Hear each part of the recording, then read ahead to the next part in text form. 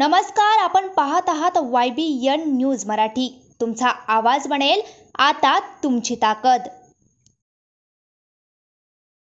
राज्यातील 17 लाख कर्मचाऱ्यांच्या वतीने आज राज्यभर सर्व जिल्हाधिकारी कार्यालयासमोर चेतना दिन साजरा करण्यात आला। चेतना दिन म्हणजे 1966 मध्ये राज्य सरकारी कर्मचाऱ्यांनी पहिल्यांदा आंदोलन केलं होतं, तेव्हापासून चेतना दिन साजरा करण्यात आला।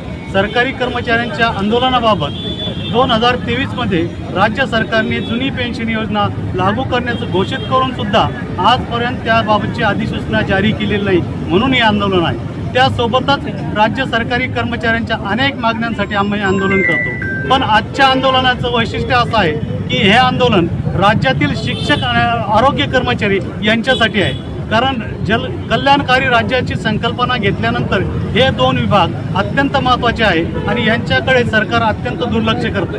आरोग्य कर्मचाऱ्यांची अत्यंत हेळसांड आहे, कर्मचारी भरती केल्या जात नाही, त्यांना एक योग्य सुविधा मिळत नाही। अशा परिस्थितीमध्ये कर्मचारी मरण यातना सहन करून सेवा देत आहेत। म्हणून आरोग्य कर्मचाऱ्यांना योग्य सुविधा द्याव्या, त्यांना इन्फ्रास्ट्रक्चर द्यावं, यासाठी हे आंदोलन आहे। त्यासोबतच राज्यातील शालेय शिक्षण आणि शिक्षकांची अत्यंत दयनीय अवस्था आहे। शिक्षकांची भरती होत नाही, त्यांच्याकडे अनेक विभागांचा चार्ज आहे, निवडणुकीची कामे करावं लागतात, सर्वेची कामं करावं लागतात। हे करत असताना शिक्षणाकडे अत्यंत दुर्लक्ष होतंय। म्हणून शासनाला जर योग्य नागरिक घडवायचे असतील, शिक्षणाचे सबलीकरण करण्याची गरज आहे। खाजगीकरणाच्या माध्यमातून शिक्षणाकडे दुर्लक्ष जे केलं जातं, त्यासाठी राज्य सरकारी कर्मचारी मध्यवर्ती संघटनेने या दोन्ही विभागांना मदत करण्याचं घोषित केलं आणि त्यासाठी हे आजचं आंदोलन आहे। आपलं नाव?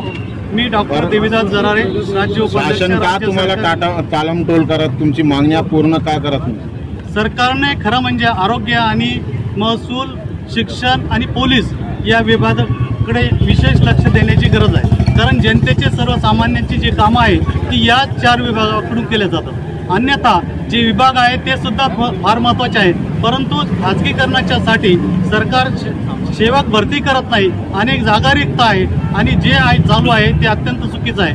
आरोग्य विभागामध्ये अनेक ठिकाणी खाजगीकरण केले जाते, त्यासोबतच शिक्षण विभागामध्ये सुद्धा खाजगीकरणाची वारं सरकारने वाव घातलेलं आहे। यासाठी आमचा हा विरोध आहे। यानंतरही सरकारने आमच्या आंदोलनाची दखल घेतली नाही तर सप्टेंबरमध्ये राज्यातील 17 लाख कर्मचारी बेमुदत संपावर जाण्याचा निर्णय घोषित करण्यात आला।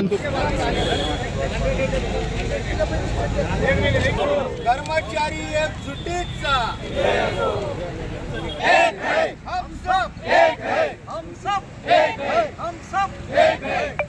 कर्मचारी सरकारी कर्मचारी संघटनेचा विजय असो, महाराष्ट्र राज्य सरकारी कर्मचारी संघटनेचा विजय असो। हम सब एक है, हम सब एक है, हमारी यूनियन हमारी ताकत, हमारी मागे गया मागे एकजुटीचा कर्मचारी एकजुटीचा आमच्या मागण्या मान्य, आमच्या मागण्या मान्य, आमच्या मागण्या मान्य।